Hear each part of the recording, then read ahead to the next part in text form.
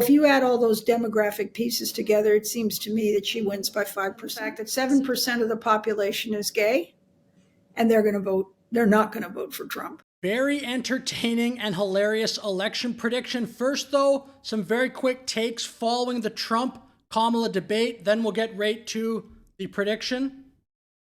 He looked sour. He has no sense of humor. And all he does is string together a series of slogans that he's concocted over the years, not necessarily making any sense out of them. No sense of humor? Come on. Insulin was, people weren't taking it, I would imagine. They couldn't take it. God bless you, Bobby.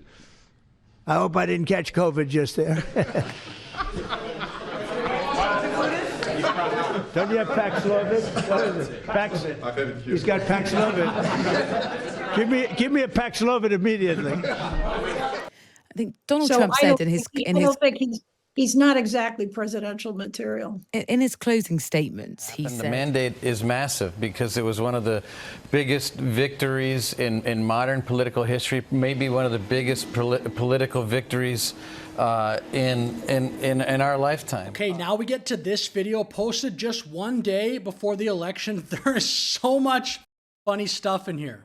I have thought for quite a while, and I've said so publicly, that she will win. And it wasn't just a ground game thing. The ground game was pretty good on the early vote, as we talked about.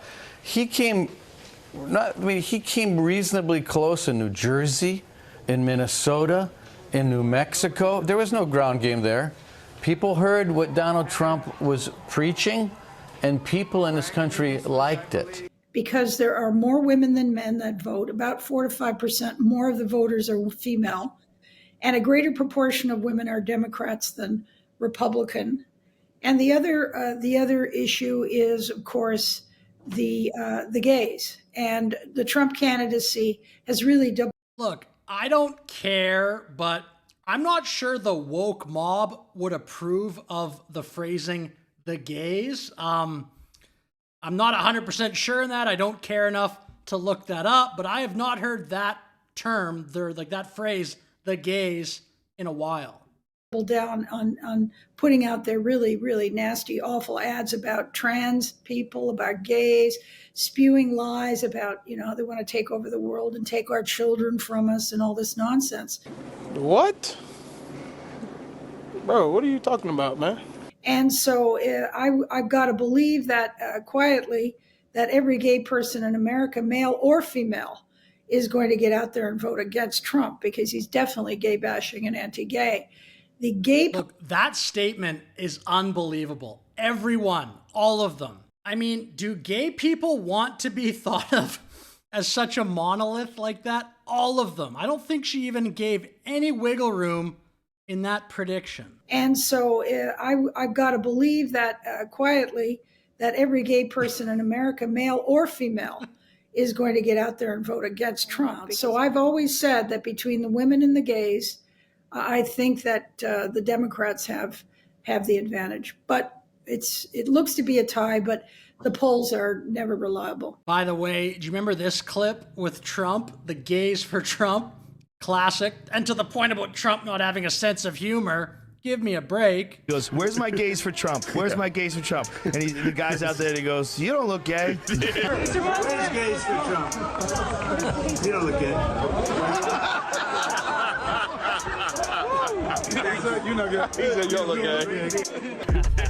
And I backed up just once more for this video. I want to focus on just one other thing she said. Putting out their really, really nasty, awful ads about trans people, about gays, spewing lies about... So I'm not sure, but if she's referring to that one trans ad, like... Kamala supports taxpayer-funded sex changes for prisoners. Surgery.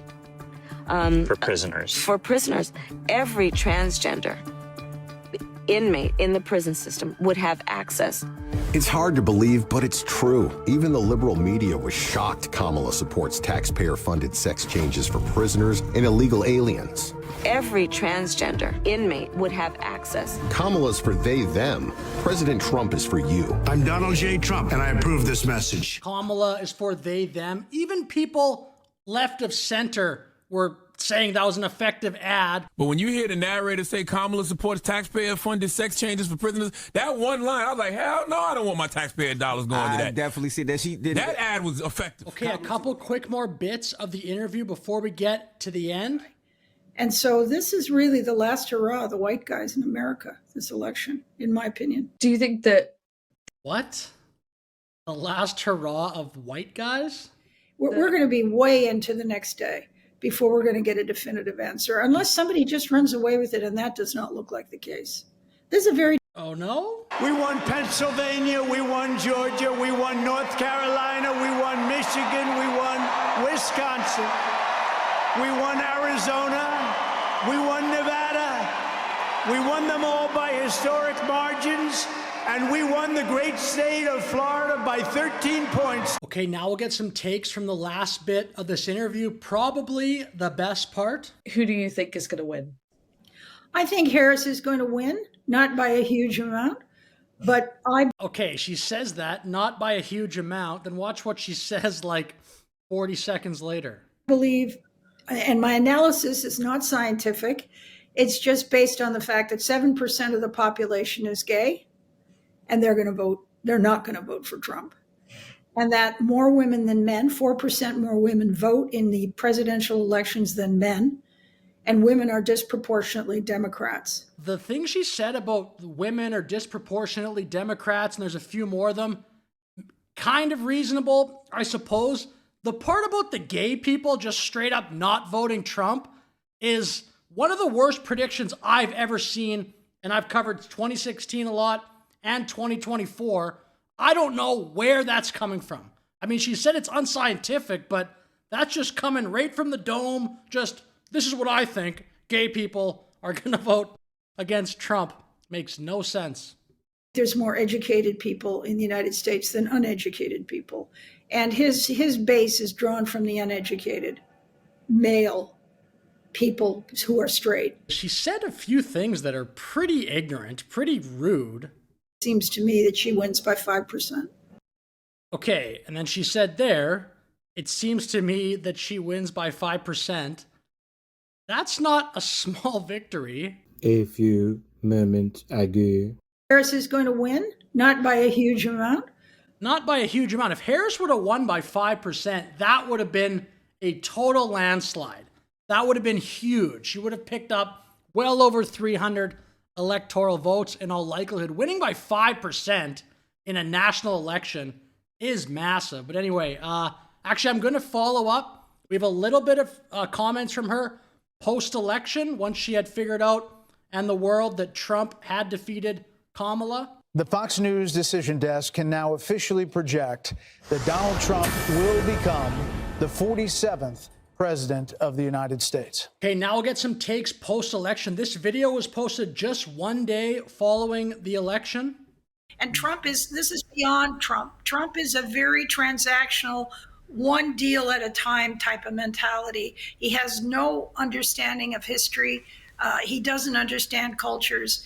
And, this is going to be a constant problem for Ukraine, for Israel, and for China. I just think a lot of people cannot accept the fact that Trump is just smart. Yes, he's also funny and he also says shocking things, but doesn't understand culture, doesn't understand history. And then moving on a little bit. Is NATO under threat of perhaps American exit?